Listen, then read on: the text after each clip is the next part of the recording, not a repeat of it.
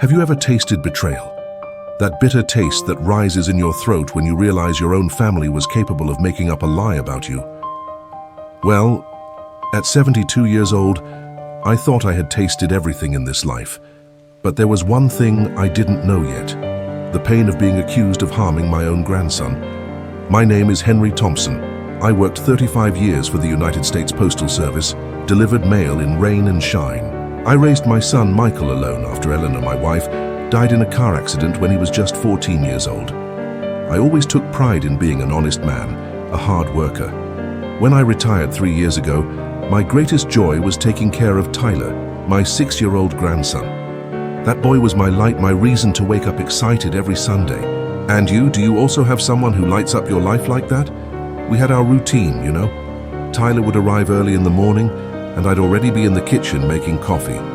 The smell of drip coffee, strong, the way Eleanor taught me. She always said, "Henry, coffee is like love, it has to be made with patience." "Grandpa, can I stir the sugar?" he'd ask, climbing on the chair to reach the table. "Of course, buddy, but easy does it, or you'll spill it." After coffee with milk, nice and sweet, we'd go to the front porch to make kites.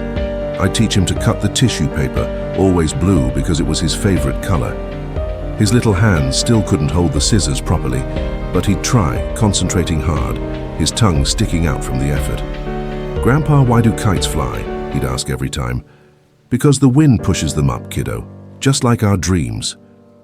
And where do dreams go? They go to heaven, along with Grandma Eleanor. He'd always look at her photo on the living room shelf, a small photo from our wedding, where she smiled with that sweet way she had.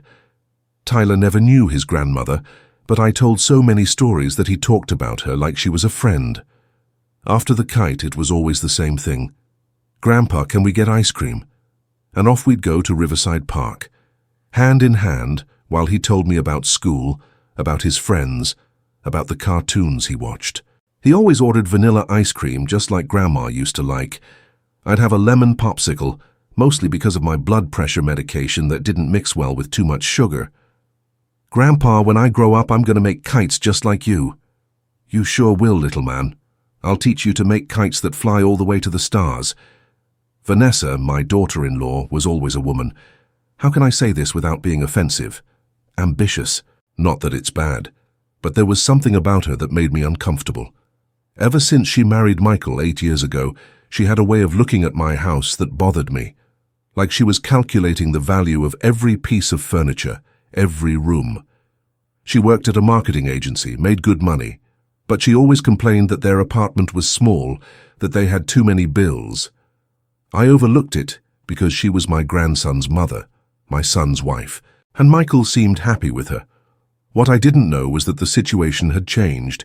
Vanessa had lost her job 6 months earlier, but hadn't told her husband. She pretended she was doing freelance work, but she was actually desperate. Credit card bills piling up, their tiny apartment becoming too expensive, and my 3-bedroom house, Eleanor's inheritance, becoming an obsession in her mind. It was on a Sunday in March that everything started to fall apart. The day was beautiful with autumn sun. Tyler arrived early, as always. We were making a new kite bigger than the others when Vanessa said she was going out real quick. "I'm going to the store to buy something I forgot. Watch him for me, Henry." "Don't worry about it, dear." She left. Tyler was all excited about the new kite. We were gluing the wooden sticks when he knocked over the glue tube.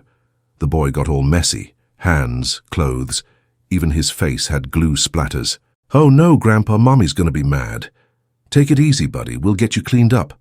I took him to the bathroom, washed his hands in the sink, cleaned his face with a damp towel. I took off his dirty shirt and put on a clean one he always kept here. Nothing unusual, nothing different from what I always did. When Vanessa came back about 2 hours later, Tyler was all clean, playing with some toys I kept in a box in the living room. "Wow, what took so long?" I asked. "Oh, I ran into a friend and ended up talking. Tyler, come here." She looked him up and down like she was looking for something. "Why did you change clothes?" "I got glue on me, Mummy. Grandpa cleaned me up." "Cleaned you up how?" "He washed my hands and my face." She looked at me strangely, different, like I was dangerous. Henry, did you give him a bath? A bath? No. I just washed his hands in the sink and wiped his face with a towel. But you changed his clothes. His shirt was dirty with glue. She stayed quiet for a few minutes, watching Tyler play. Then she took him by the hand. Come on, son. We're leaving. But, Mummy, the kite isn't finished yet. Leave the kite there. Daddy will finish it at home. That Sunday, for the first time in 3 years, they left before lunch. I was alone at my table set for 3 people, looking at Tyler's half-finished kite on the porch table. Something had changed. I could feel it, but I didn't know what. In the following days, things got strange. Michael would come home from work quieter, more distant. When I called their house, there was always some excuse. Hi, Henry. Tyler's doing homework.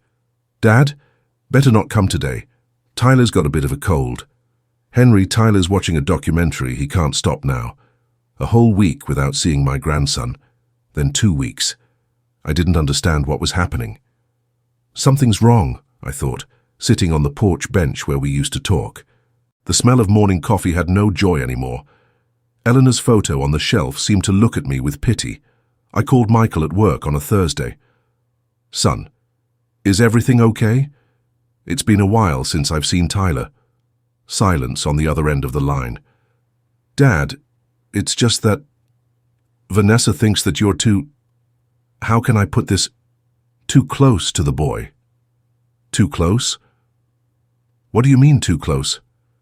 Dad, don't you think it's kind of, inappropriate to spend so much time alone with a child? I felt the world spinning. Inappropriate. Me, inappropriate with my own grandson. Michael, where is this idea coming from? Dad, Vanessa talked to Tyler. He told her some things. What things? Dad, this is hard for me too, but Tyler said that you did some things you shouldn't have. My heart stopped.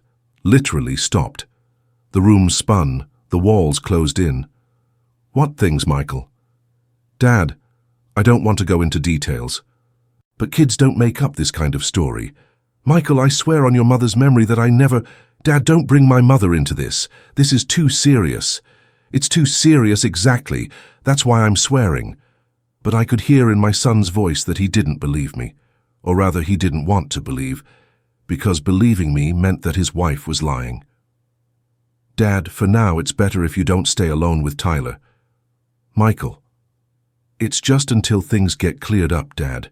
What things? There's nothing to clear up. Dad, please, work with me here. That's how I lost my grandson. Not all at once, but slowly. First it was visits suspended temporarily. Then, when I'd run into them on the street, Vanessa would keep the boy away from me. Grandpa! Tyler would shout, trying to run toward me. No, son, come here, she'd say, pulling him back. But, Mommy, I want to talk to Grandpa. You can't right now, Tyler. His eyes would look at me, confused. He didn't understand why he couldn't visit Grandpa anymore. Neither did I. The weeks went by slowly. I'd wake up every day, make my coffee. Still strong, still with the smell Eleanor had taught me. I'd sit on the porch where we used to make kites. Sometimes I'd pick up one of the unfinished kites and just stare at it, remembering his little hands helping me. Why do kites fly, Grandpa? Because the wind pushes them up, just like our dreams. Had my dreams flown too far away? I started questioning myself. Maybe I was too affectionate. Maybe a 72-year-old man shouldn't hug his grandson so much.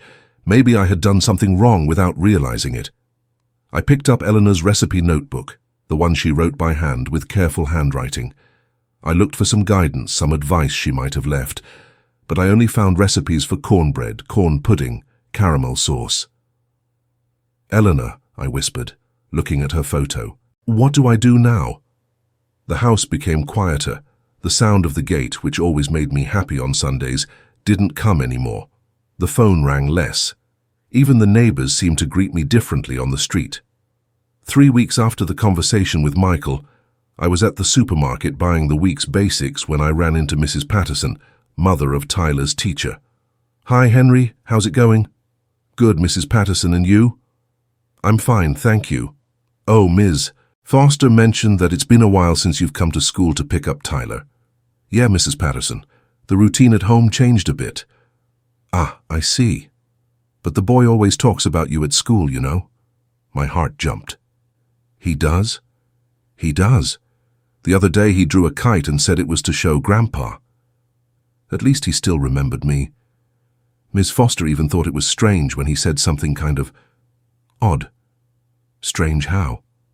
Oh, Henry, just kid stuff. He said that his mom told him to say that Grandpa did something bad, but he didn't know what it was. The world stopped. The supermarket noise disappeared. The lights got brighter. Mrs. Patterson, could you repeat that? Oh, Henry. I might even be wrong. But Miss Foster mentioned that Tyler seemed confused. He said that you didn't do anything wrong, that you just made kites and gave him ice cream. And what else did he say? That his mom said if he didn't say that you did something bad, you would go away forever. I had to lean on the shopping cart. My legs got weak. Henry, are you okay? You look pale. Mrs. Patterson, do you think Miss Foster could talk to me? Oh, Henry, I think she'd be willing to. She's a very caring teacher with the children. That same afternoon, I called the school. Miss Foster answered. Henry, so good that you called. I was wanting to talk to Tyler's family. Miss Foster, can I come talk to you? Of course. How about tomorrow after classes? I stayed awake all night. Had I understood correctly? Had Vanessa taught Tyler to lie about me? But why? The next morning I got dressed in the nicest clothes I had. A light blue shirt that Eleanor always said looked good on me. I wanted to show the teacher that I was a serious, respectable man. I arrived at school at the appointed time. Miss Foster received me in a small room with children's drawings taped to the wall. She was a woman about 45 years old, hair with some grey strands, kind but attentive eyes. Henry, thank you for coming. I wanted to talk about Tyler. Ms. Foster, me too. Mrs. Patterson mentioned that Tyler said some things that worried me. It's true. She picked up a folder from the table. Henry, I've been working with children for 20 years. I've seen a lot. And one thing I've learned is that children can't fake feelings. When a child likes someone, that's real. And when someone hurts a child, they can't hide it. What does this have to do with Tyler? Tyler draws you every day. Look here. She opened the folder. There were about 10 drawings made by him. In all of them, it was me and him flying kites, or having ice cream, or sitting talking. In all the drawings, we were smiling. Ms. Foster, I don't understand. Henry, a child who was hurt by someone doesn't draw happy moments with that person. They avoid drawing, talk little, show fear. Then why did he say Why did he say you did something bad? Because someone taught him to say that. But who? Henry, can I be direct? Yes. Yesterday, during recess, I heard Tyler talking to a classmate. He said that his mom told him to say that you did something bad. But he said it like this. Mommy told me to say it, but Grandpa just teaches me to make kites. I started crying. I couldn't hold it back. 3 weeks of anguish, doubt, pain, all coming out at once. Miss Foster, I swear I never... Henry, I believe you. His behavior at school doesn't match a child who suffered abuse. What do you think I should do? I think we need to talk to Child Protective Services. Child Protective Services? Henry, if a child is being told to lie about abuse, that's serious, both for you and for her. She explained that she was going to make a report, that a CPS worker would come talk to Tyler at school in a safe environment, without pressure. Ms. Foster, what if I'm wrong? What if there really was something I did without realizing it? Henry, do you think you did something wrong? No, I'm sure I didn't. Then let's find out the truth. 5 days after that conversation, the CPS worker, Ms. Martinez, came to the school. She was a serious but gentle woman. She talked to Tyler for 2 hours, using toys, drawings, games. Ms. Foster told me later how it went. Tyler, do you like your grandpa? I like him a lot, ma'am. What do you do together? We make kites and have ice cream at the park. And he tells me stories about Grandma who became a little star. Has Grandpa ever done something that made you sad? No, ma'am. Grandpa only does good things, but you told your mom that he did something bad. Tyler got quiet playing with the toys. Tyler, can you tell me the truth? Mommy told me to say that Grandpa did something bad. Why did your mom tell you to say that? Because she said if I didn't say it, Grandpa would go away forever, and I don't want Grandpa to go away. But did Grandpa really do something bad? No, ma'am. Grandpa just gives me ice cream and teaches me to make kites, and hugs me when I miss Grandma. Do you miss Grandpa? I miss him a lot, ma'am. Mommy won't let me go to his house anymore, but my kite is there waiting. The counselor called Vanessa, Michael, and me for a meeting at the school. We all arrived at the same time. Vanessa greeted me normally as if nothing had happened. Michael barely looked at me. Let's begin, said the counselor. I called you here because I need to clarify some things about Tyler. What things? Asked Vanessa, confident. Mrs. Vanessa, did you tell Tyler to say that his grandfather did something inappropriate? What do you mean, tell him? My son doesn't lie.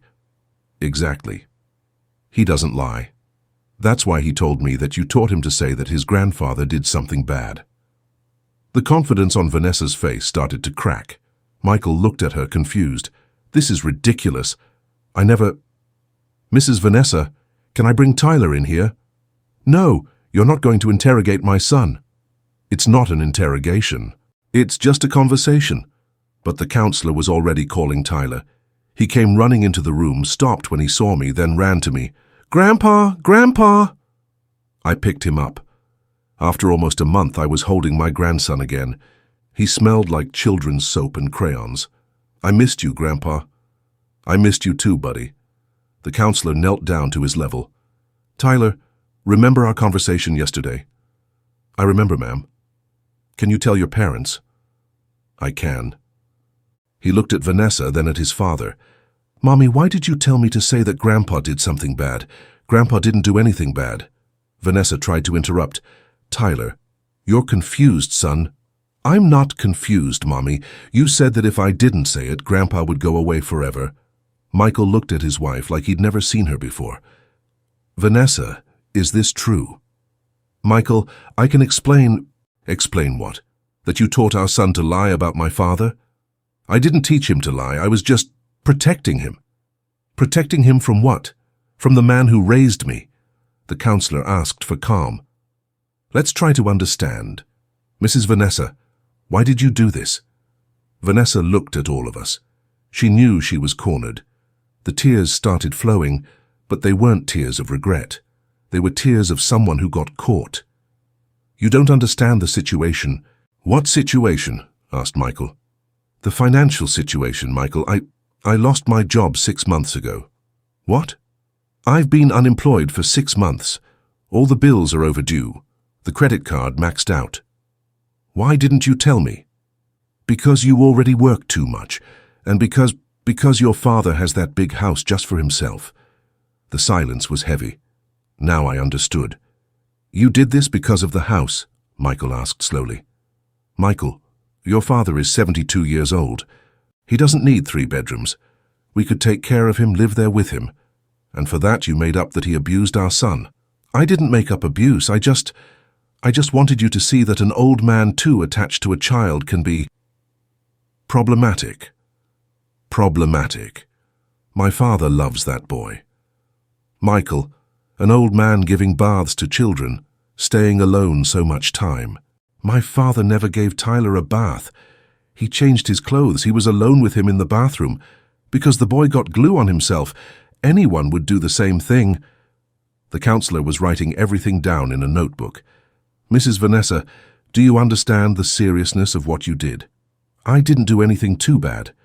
You taught a 6-year-old child to make false accusations about his own grandfather. I didn't talk about abuse. I just said something bad. To Tyler, that's the same thing, and to Mr. Henry, too. Michael was in shock. Vanessa, you destroyed my father. You destroyed our family. I did it for our family. No, you did it for money.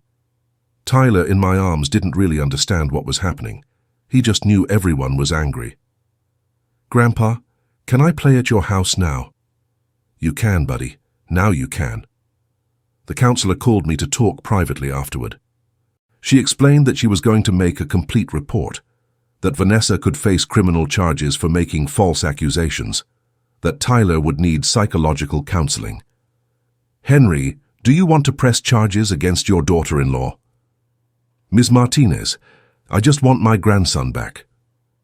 But do you understand that what she did was serious? I understand.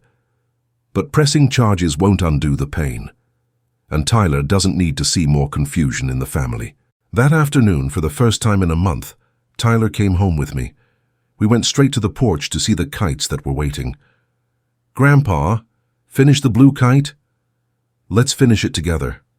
We sat on the porch floor. He held the glue while I glued the sticks. His little hands still trembled a bit. Grandpa, why didn't I come here for so long? Because there was some confusion, buddy. Confusion is when people fight. It's when people don't understand each other properly. And now there's no more confusion? I looked at him, those innocent eyes full of hope. How to explain that some confusion leaves marks that don't go away? Now you can come here whenever you want. And make kites? And make kites. But I knew things had changed. Trust once broken takes a long time to fix, if it ever does. Michael came to see me 3 days later. He arrived with his head down, like a boy who had misbehaved. Dad, I don't know where to start apologizing. Sit down, son. We sat at the kitchen table. I served him coffee, strong, no sugar, the way he'd liked it since he was a child. The smell of drip coffee filled the kitchen, just like the Sundays before. Dad, I should have believed you. Michael, you were protecting your son, I understand. No, Dad, I wasn't protecting anyone. I was scared. Scared of what? Scared of admitting that my wife was capable of doing something like this. We stayed quiet for a while. He stirred his coffee slowly, just like he did when he was little and had some problem to tell me about. Dad, how do we fix this? There are some things that can't be fixed, Michael. Some things we learn to live with. What do you mean? Son, I spent a month thinking I had lost you and Tyler forever. A month thinking I was a bad man, dangerous. That messes with your head. He lowered his eyes. Dad, I'm so sorry. I know you are. But being sorry doesn't erase what happened. And what do we do now? We start over, slowly, carefully. And Vanessa? That was the question I didn't want to answer. Vanessa had asked to talk to me the day before. She arrived crying, begging for forgiveness. Henry, I know I can't be forgiven, but I'm desperate. Michael wants to divorce me. I don't know what to do anymore. Vanessa, you almost destroyed the life of a 72-year-old man for money. I know it was horrible, but I didn't think it would go this far. What did you think? I thought that you all would talk, that you'd see that you spent too much time alone with Tyler, that you'd agree it was better for him to live with us. And you thought that for that you needed to teach a child to lie? I didn't want him to lie. I just wanted him to say that you cared for him too much. Cared too much? Caring for my own grandson is caring too much? She cried even more. Henry, I'm begging you, tell Michael not to divorce me. Vanessa, I can't decide my son's life. But he listens to you. He would listen to me if he hadn't spent a month thinking I was an abuser. It was painful to see her desperate, but some actions have consequences that can't be undone. Vanessa, you're going to have to deal with the choices you made. And Tyler, he needs his mother. He does, but he also needs a mother who doesn't teach him to lie. 2 weeks after that conversation, Michael came to tell me he had decided to divorce, not just because of what she did to me, but because he discovered other lies. About the job, about money, about a lot of things. Dad, I can't trust her anymore. And Tyler. He'll stay with me. Vanessa can visit, but I don't know if I want him living with someone who teaches him to lie. I understood his decision, but I also knew Tyler, even though he was little, would miss his mother. And have you ever had to choose between what's right and what hurts less? The following months were about rebuilding. Tyler gradually came back to spending weekends with me. But I noticed he was different, more cautious, quieter. The counselor had explained that children who go through situations like this get confused about who they can trust. Grandpa, why did Mummy say you did something bad? Because she had problems, buddy. Sometimes adults do wrong things when they have problems. Like when I lie about brushing my teeth? Kind of. But what she did was more serious. More serious how? She made a good person seem like a bad person. He thought about it, playing with the kite we were making. "Grandpa, are you a good person?" "I try to be, buddy." "Then it's okay. I know you're a good person." These moments gave me hope. The truth, even though wounded, was still alive in his heart. Michael was also different. More attentive to me, but always with a shadow of guilt in his eyes. He knew our relationship had cracked. Not broken, but cracked. And cracks are marked forever. "Dad, do you forgive me?" "I already have, son. But things haven't gone back to how they were before." "No, they haven't. But that doesn't mean they're worse. They're different." And they were different indeed. Before, our relationship was based on natural trust between father and son. Now it was based on the conscious effort to rebuild that trust, more fragile, but maybe more conscious. 3 months after everything, I was on the porch reading the newspaper when Tyler came running. Grandpa, Mummy's back." My heart tightened. Vanessa was at the door, thin, with dark circles under her eyes, holding a bag. "Henry, can I talk to you?" "Sure." She entered slowly, like someone stepping on a minefield. "I brought some of Tyler's things that were at our place." "Thank you. Henry, I started therapy." "That's good." "The psychologist said I need to take responsibility for what I did, without justifying, without trying to minimize." She sat on the edge of the chair, nervous. "I destroyed your life out of greed, out of envy, out of selfishness. It wasn't desperation, it wasn't love for Tyler. It was just plain meanness." It was the first time she spoke the complete truth. "And now? Now I want to try to fix what can be fixed. I know I can't undo what I did, but I can face the consequences." "What consequences?" "I'm going to answer to criminal charges for making false accusations. I won't contest anything, and I'll pay for Tyler's psychological treatment for as long as necessary." "And about seeing Tyler?" "Only if you and Michael agree, and only if it's good for him." I looked at her. She was different. Thinner, more tired, but also more real, less calculating. "Vanessa, I can't decide this alone." "I know. I just wanted you to know that I understood how serious what I did was." Tyler, who was playing in the yard, came running in. "Mommy, are you going to live here again?" "No, son. Mommy's going to live somewhere else." "Why?" "Because Mommy did something very wrong and now needs to learn to be a better person." "What wrong thing?" Vanessa looked at me, then at her son. "Mommy lied about Grandpa, said he had done something bad when he hadn't done anything." "Why did you lie?" "Because I wanted something that wasn't mine, and that was very wrong." Tyler stayed quiet, processing the information. "Mommy, lying is bad. It's very bad, son. That's why Mommy needs to learn not to lie anymore." "And are you going to learn?" "I'm going to try very hard." That afternoon, Vanessa left. Tyler was sad, but didn't cry. He was learning, even though he was little, that people have to deal with the consequences of their own choices. "Grandpa, will Mommy get better?" "I don't know, buddy. That depends on her." "And will we be okay?" "We're going to be okay." And we were getting okay slowly. Different from what we were before, but okay. Tyler continued coming on weekends. Michael continued coming on Wednesdays for dinner. Our routine of drip coffee and kites on the porch was coming back. But I learned something. We're never completely safe. People can change, can lie, can disappoint us in ways we never imagine. And when that happens, it leaves a mark. An invisible scar that hurts when the weather changes. Have you ever felt that? That feeling that even when everything goes back to normal, something stayed different forever? Today, a year after everything, I still wake up sometimes thinking about the month I spent thinking I was a dangerous man. I still pick up Eleanor's photo and ask her if I did something wrong. I still look at Tyler playing and wonder if he remembers everything.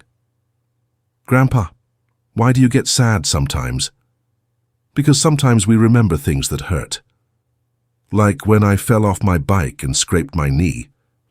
"Exactly, buddy. But this pain is in the heart." "Does the heart heal like the knee?" "It heals. but the little mark stays. He thinks for a moment, then hugs me. Grandpa, I like your little marks. And that's what's left, right? The little marks. The scars that remind us we survived things we thought would destroy us. The kite still flies. The coffee still has the smell Eleanor taught me.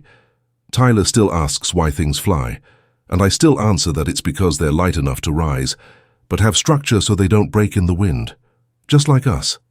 Tell me something. Do you also have little marks that hurt when the weather changes? Have you also learned that loving doesn't protect us from being betrayed? And even so, can you still love? Because I still can. I still love Tyler. I still love Michael.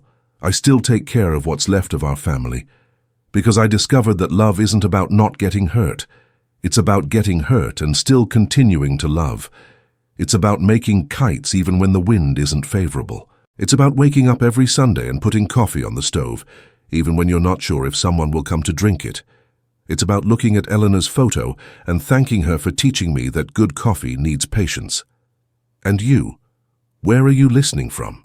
Have you ever had to rebuild trust in someone you love?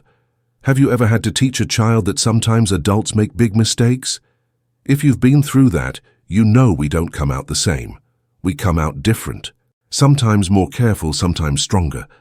Always more aware that life can change from one moment to the next.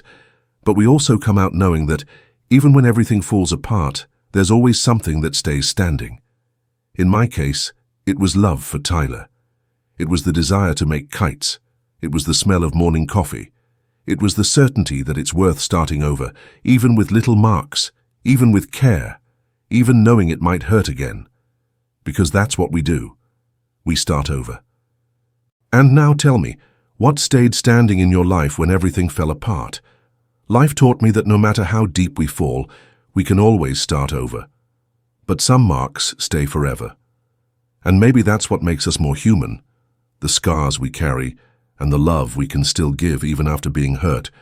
And you, what marks do you carry and how much love can you still give?